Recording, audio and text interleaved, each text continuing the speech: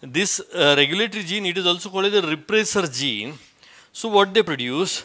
They produce the repressor protein.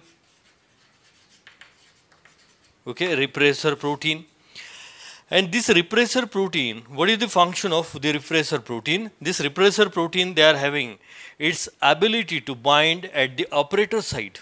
Means that repressor protein, okay, that repressor protein, we have to say this is the structure of repressor protein, and that repressor protein, they are having the affinity with the operator site or that operator gene. When it is formed, they immediately bind to the operator gene. Okay. Then this promoter gene, you know that what is the function of this promoter gene sequence? We have seen during the transcription, or we have seen there what is the role of that promoter gene sequence. The RNA polymerase enzyme, they bind there. So it is a binding site of the RNA polymerase enzyme. So that RNA polymerase enzyme, it is required for the transcription of this structural gene. You know that. This promoter gene sequence, it is the binding site of the RNA polymerase enzyme. Okay, RNA polymerase enzyme. Then you know that when it is bind, then they move further all along the length of this structural gene, and what they do there? They do the transcription of structural gene. Okay, so this is the promoter gene sequence, and what is the function of that? The promoter gene sequence. Then it is followed by this structural gene. Actually, this is the operon. It is formed from the three genes, that is Z gene, Y gene, and A gene. Okay, then this gene, they have to produce the three different types of the mRNAs. Because this is a polycistronic structural gene, so they have to produce the polycistronic mRNA. In the sense, three different types of mRNA they will produce just after transcription, and this each mRNA, they have to produce the independent protein. So I want to tell you at this moment, this Z gene, they produce the beta galactosidase enzyme, and that beta galactosidase enzyme, they are responsible for the hydrolysis of the inducer molecule, that means the lactose molecule, and they convert that lactose molecule into the monomer units, and then they utilize for its own purpose. Okay, then the Y gene, they are responsible for the formation of beta galactosidase permease enzyme, and that permease enzyme, they allow the entry of that the lactose molecule inside the cell. Means they form the pore to that bacterial cell, and through that pore they uptake the outermost lactose molecule. Okay, and they use further. Okay, then this next one, the A gene, it is responsible for the what they do there. It is responsible for the synthesis of one enzyme. That enzyme, it is the trans-acetylase enzyme, and that trans-acetylase enzyme, what they do there, they transfer the acetyl group from the acetyl coenzyme A towards the beta galactosidase enzyme, and because of that, the beta galactosidase enzyme, they kept active throughout this process. So because of the interrelationships of these three genes, and they are present over this DNA template in a series, and they are having its interrelated function, such a group of gene, it is called as the operon. So how this operon they work? It was given by these scientists Jacob and Monod in 1961, and they explained there the regulatory mechanism of the operon responsible for the utilization of lactose in the nutrient medium. It is also called as a lac operon means utilization of lactose in the nutrient medium, according to the scientists Jacob and Monod. So now we will see, according to the scientists Jacob and Monod, how operons works for the utilization of lactose in the nutrient medium. So see the working of operon according to the scientists Jacob and Monod. Okay, so let's see. इथे Jacob आणि मुनॉडने काय केलं, एक nutrient medium तिथे घेतलं आणि nutrient मीडियममध्ये nutrient मीडियममध्ये त्या ज्या E coli type of bacteria आहेत, कोणत्या बॅक्टेरिया वापरल्या, E coli type of bacteria, E coli type of bacteria. ह्या बॅक्टेरिया ह्या न्यूट्रियंट मीडियममध्ये त्यांनी ह्या बॅक्टेरिया इथं टाकल्या, बरोबर आहे. आता याच्यामध्ये काय होत आहे सुरुवातीला हे लक्षात घ्या. हा बॅक्टेरियामधला DNA चा टेम्पलेट स्ट्रँड आहे. Normally in absence of lactose, बरोबर आहे, याच्यामध्ये लॅक्टोज ॲब्सेंट आहे, बरोबर. लॅक्टोज हे न्यूट्रियंट मीडियममध्ये टाकलेलं नाही. त्यावेळेस इथं काय होतं की हा जो रिप्रेसर जीन आहे, हा कुठला जीन आहे, हा रिप्रेसर जीन आहे. तो रिप्रेसर जीनचं ट्रान्स्क्रिप्शन होतं आणि रिप्रेसर mRNA फॉर्म होतं. याला आपण रेग्युलेटरी जीनही असं म्हणतो, बरोबर आहे. हा रिप्रेसर mRNA फॉर्म होतो आणि रिप्रेसर mRNAचं ट्रान्सलेशन होतं आणि काय तयार होतं, रिप्रेसर प्रोटीन तयार होतं. So this is the repressor protein. याच्या अगोदर आपण पाहिलं होतं की याच्या फंक्शन्समध्ये किंवा स्ट्रक्चरमध्ये आपण ते पाहिलेलं आहे, बरोबर. हे रिप्रेसर प्रोटीन, पण हे रिप्रेसर प्रोटीन कसं आहे, it is active repressor protein. हे ॲक्टिव्ह रिप्रेसर प्रोटीन आहे आणि मी मगाशी सांगितलं होतं की याला कुणाची अफिनिटी असते, तर याला ऑपरेटरची अफिनिटी असते. मग हे रिप्रेसर प्रोटीन तयार झाल्याबरोबर हे ऑपरेटर जीन सिक्वेन्सच्या तिथे जाऊन तिथं अटॅच होतं.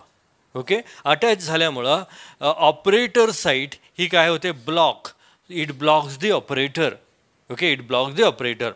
आता इथं काय होणार आहे की प्रमोटर जीन सिक्वेन्सचं फंक्शन काय की इथे RNA पॉलिमरेज एन्झाईम काय होतं, अटॅच होतं आणि त्या RNA पॉलिमरेज एन्झाईम हे जे स्ट्रक्चरल जीन आहे ह्या स्ट्रक्चरल जीनचं ट्रान्स्क्रिप्शन करतं, बरोबर आहे. म्हणजे RNA पॉलिमरेज एन्झाईम हे पुढे सरकतं आणि स्ट्रक्चरल जीनचं ट्रान्स्क्रिप्शन करतं, बरोबर आहे. म्हणजेच त्याच्यापासून mRNA हा तयार होतो. हे आपल्याला माहिती आहे नॉर्मल प्रोसेसमध्ये. परंतु इथे काय की RNA पॉलिमरेज एन्झाईम जर इथे प्रमोटर जीन सिक्वेन्सला अटॅच झाला तर RNA पॉलिमरेज एन्झाईम पुढे सरकेल का, तर पुढे सरकणार नाही, कारण त्याच्या पुढे ऑब्स्टॅकल हा कोणी निर्माण केलेला आहे, तर ह्या ॲक्टिव्ह रिप्रेसर प्रोटीनने ऑब्स्टॅकल निर्माण केलेलं आहे. त्याच्यामुळं हे RNA पॉलिमरेज एन्झाईम इथं जरी अटॅच झालं तर ते पुढे ते काय करत, ते पुढे मूव्ह होत नाही. म्हणजेच काय होतं की हा स्ट्रक्चरल जीन हा ॲक्टिव्ह होत नाही. There is a inactivation of structural gene, म्हणजे त्याचं ट्रान्स्क्रिप्शन आणि ट्रान्सलेशन होत नाही. So there is a inactivation of structural gene, that means there is no synthesis of mRNA. हे तुमच्या लक्षात आलेलं असेल. आता पुढे या पुढच्या डायग्रॅममध्ये काय केलेलं आहे की पुढच्या डायग्रॅममध्ये इथे न्यूट्रियंट मीडियममध्ये लॅक्टोज टाकलेलं नाही. आत्ता त्याने पुढच्या डायग्रॅममध्ये जे आपण पाहणार आहे तो चेंज जो पाहणार आहे तो ऑपेरॉन कसं वर्कआउट होतं ते पाहणार आहे. याच्यासाठी याच्यामध्ये या न्यूट्रियंट मीडियममध्ये त्याने लॅक्टोज ॲड केलं, लॅक्टोज ॲड केलं त्या न्यूट्रियंट मीडियममध्ये. आपण सुरुवातीलाच बघितलं की बॅक्टेरिया ह्या कशा असतात, सेन्सिटिव्ह असतात. त्या आउटरमोस्ट इन्व्हायरमेंटमध्ये काय चेंजेस होतात त्यानुसार ते आतमध्ये बदल करतात, बरोबर आहे. म्हणजेच तिथे त्या बॅक्टेरियामधला जीन हा काय होतो, ऑन होतो, म्हणजे त्याला इंडक्शन मिळतं आणि ते इमिडिएटली रिस्पेक्टिव्ह एन्झाईम्स हे सिंथेसाइज करतं. मग ज्यावेळेस लॅक्टोज हे न्यूट्रियंट मीडियममध्ये ॲड केल्यानंतर हे लॅक्टोज हे कशाचं काम करतं, तर लॅक्टोज हे इंड्युसर म्हणून हे काम करतं. आता ते कसं काम करतं ते बघा. पुन्हा सेम सेम इथे हा रिप्रेसर जीन जो आहे किंवा रेग्युलेटरी जीन आपण म्हणतो, तर त्याचं काय होईल, ट्रान्स्क्रिप्शन होईल, mRNA फॉर्म होईल, बरोबर. mRNA हा रिप्रेसर mRNA आणि त्याच्यापासून रिप्रेसर प्रोटीन फॉर्म होईल.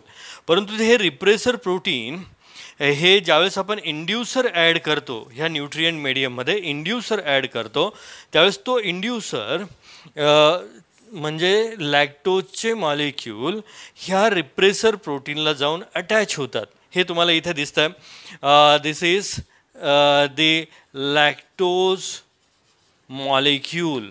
Okay, they are attach to this repressor protein. त्याच्यामुळं ह्या रिप्रेसर प्रोटीनचा हा शेप बदलतो आणि तिथे ते कसं होतं, they get inactivated. So this is the inactivated repressor protein. Okay, inactivated repressor protein. आणि ज्यावेळेस ते इनॲक्टिव्ह होतं त्यावेळेस they enable to bind at operator side. परंतु ॲक्टिव्ह ज्यावेळेस होतं त्यावेळेस ते ऑपरेटर साईडला बाइंड होत होतं, हे लक्षात घ्या. Okay, so they enable to bind at the operator side. Then when there is no any type of the repressor protein at the operator site, म्हणजे ऑपरेटर साईट एम्प्टी आहे, त्यावेळेस ह्या प्रमोटर जीन सिक्वेन्सला काय बाइंड होईल, there is a binding of RNA polymerase enzyme, बरोबर. RNA polymerase enzyme. आणि हे RNA polymerase enzyme हे काय होईल, पुढे मूव्ह होईल आणि त्याच्यामुळं काय होणार आहे, there is a transcription of this structural gene, बरोबर. There is a transcription of this structural gene. So the structural gene they undergo the transcription. Okay, then when the structural gene they undergo the transcription, and you know that this structural gene, it is a polycistronic. Okay, it is a polycistronic because they are not having the only one gene, they are having the three types of gene, Z, Y, A gene. So they produce the three types of the mRNA. So from the Z gene this segment is produced, from the Y gene this segment is produced, from the A gene this segment is produced. Then such a polycistronic mRNA, when they undergo the translation, okay, a translation, okay, when they undergo the translation, what happen, they produce the enzymes. Means 3 mRNA पासून 3 enzymes form होतात. पहिल्या Z gene पासून beta गॅलेक्टोसाइडेज enzyme form होतं, की जे beta गॅलेक्टोसाइडेज enzyme लॅक्टोजचं conversion glucose आणि गॅलेक्टोजमध्ये करतं, बरोबर आहे. म्हणजेच तिथे त्याला मोनोमर मिळतो. ओके, आणि त्याच्यानंतर इथे ट्रान्स ॲसिटिलेज जे एन्झाईम आहे ते काय करतं, ॲसिटिल ग्रुप हा ॲसिटिल कोएन्झाईम ए पासून रिमूव्ह करतं आणि कंटिन्युअसली बीटा गॅलेक्टोसाइडेजला प्रोव्हाइड करतं. म्हणजे बीटा गॅलेक्टोसाइडेज हे ॲक्टिव्ह राहतं, हे लक्षात घ्या. आणि त्याच्यानंतर थर्ड जे एन्झाईम आहे की जे आपण सेकंड पोझिशनला इथं मेन्शन केलेलं आहे की परमिएज एन्झाईम. हे परमिएज एन्झाईमचं काम आपल्याला सुरुवातीलाच पाहायला मिळतं की ज्यावेळेस लॅक्टोज आपण न्यूट्रिएंट मीडियममध्ये ॲड करतो त्यावेळेस ॲड केलेल्या लॅक्टोज ह्या बॅक्टेरियाच्या सेलमध्ये, म्हणजे ही बॅक्टेरियाची सेल आहे आणि ह्या बॅक्टेरियाच्या सेल वॉल आणि सेल मेम्ब्रेनला पोर डेव्हलप करतं आणि याच्यातून हा लॅक्टोज मॉलिक्यूल हा आतमध्ये घेतला जातो. Okay, they allow that lactose molecule inside the cell, means they uptake that lactose molecule from the outermost nutrient medium. And then it is followed by the activity of beta galactosidase enzyme, and it is followed by the activity of the side by side the trans acetylase enzyme. So याच्यावरून तुमच्या लक्षात येत असेल की हे तिन्ही ही gene की जे एका सिरीजमध्ये आहेत ते तिन्ही जीन एकमेकाला मदत करतात आणि त्याच्यामुळं लॅक्टोजचं युटिलायझेशन हे होतं. म्हणजे लॅक्टोज हा रॉ मटेरियल म्हणून किंवा आपण आपल्या भाषेमध्ये म्हणू की फूड मटेरियल म्हणून बॅक्टेरिया करून युटिलाइज केला जातो फॉर जनरेशन ऑफ एनर्जी, बरोबर आहे. आता याच्यामध्ये बघा, या तिघांपैकी कुठलंही एक जीनचं फंक्शन तुम्ही ऑफ करा तर लॅक्टोजचं युटिलायझेशन होईल का, होणार नाही. कोणतंही याच्यामधलं एक फंक्शन ऑफ करून बघा, लॅक्टोजचं युटिलायझेशन होणार नाही. म्हणजे इथे बॅक्टेरियामध्ये आपल्याला ग्रुप ऑफ जीन हे एकत्र तिथे काम करताना दिसतात, म्हणजे त्याचं रिलेटेड फंक्शन आपल्याला पाहायला मिळतं त्याच्या मेटाबॉलिझमसाठी. आणि म्हणूनच त्या ग्रुप ऑफ जीनला आपण काय म्हणतो, ऑपेरॉन असं म्हणतो. So student, this is the utilization of the lactose in the nutrient medium due to the regulatory mechanism of operon. But remember student, what happened, जसं जसं त्या न्यूट्रिएंट मीडियम मधलं लॅक्टोज हे वापरत आणलं जाईल, ओके, वापरत आणलं जाईल आणि शेवटी लॅक्टोजचे मॉलिक्यूल हे संपत जातील, या न्यूट्रिएंट मीडियममधले हे संपत जातील, त्यावेळेस काय होतं, हा जो लॅक्टोज इथं रिप्रेसर प्रोटीनला, हा जो रिप्रेसर प्रोटीन इनॅक्टिव्ह केलेला आहे, ह्या रिप्रेसर प्रोटीनला जो अटॅच झालेला लॅक्टोज मॉलिक्यूल आहे तो रिमूव्ह होतो, कारण न्यूट्रिएंट मीडियममधलं काय संपलेलं असतं, लॅक्टोज हे संपलेलं असतं. त्यावेळेस लॅक्टोजचा मॉलिक्यूल हा रिप्रेसर प्रोटीनपासून वेगळा होतो आणि त्यावेळेस मग हे जे रिप्रेसर प्रोटीन आहे ते पुन्हा काय होतं, ॲक्टिव्ह बनतं, बरोबर, ॲक्टिव्ह बनतं. And they immediately stop the operon. That means this active repressor they bind to the operator site. And ज्यावेळेस the product of regulatory gene they stop the operon, such a type of control it is called as a negative control. यालाच काय म्हटलं जातं, negative control of the operon. हे लक्षात घ्या, याला काय म्हटलं जातं, negative control of the operon. Okay, and what is the positive control? Remember, when we add the inducer in the nutrient medium, okay, and that inducer means that lactose molecule, they adhere to, they bind to the repressor protein and they made that repressor protein inactive and they switch on the operon, it is called as a positive control. It is called as a positive control. So always remember, the product of the regulatory gene, this product, they switch off the operon, such a type of control, it is called as a negative control. And because of the induction of the inducer inside the nutrient medium, they inactive the repressor protein and they switch on the operon. It is called as a positive control. So you have to remember what is meant by the negative control of operon and what is meant by the positive control of operon. Now student, remember, this operon, it is called as an inducible operon. So why it is called as an inducible operon? Because for the switch on of the operon, the inducer, they plays a most important role. So this operon, it is called as the inducible operon. It is called as a inducible operon. आणि हे inducible operon हे metabolic process मध्ये, मेटाबॉलिझममध्ये आपल्याला पाहायला मिळतं. आणि best example of the inducible operon, it is the lac operon which was given by the scientist Jacob and मुनॉड.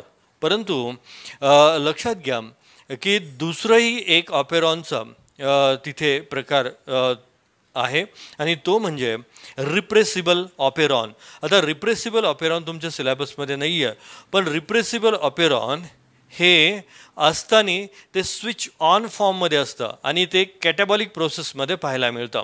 पण ते केव्हा स्विच ऑफ होतं, ज्यावेळेस enzyme they synthesize more than their limit, at that time that the repressible operon they get switch off. And the best example of repressible operon, it is the tryptophan synthesis, or we have to say the tryptophan operon. It is the best example of the repressible operon. Remember, the tryptophan of the E. coli, it is the best example of the repressible operon. So remember student, there are the two types of operon. One is the inducible operon. The best example of inducible operon, it is a lac operon, and the second type of operon, it is a repressible operon, and the best example of the repressible operon, it is the tryptophan of the E. coli, and this operon, it is occurs in the anabolic pathway. So you have to remember all those things. I think student, you understand well what is meant by the gene expression and gene regulation, and how the gene get expressed and how they regulate.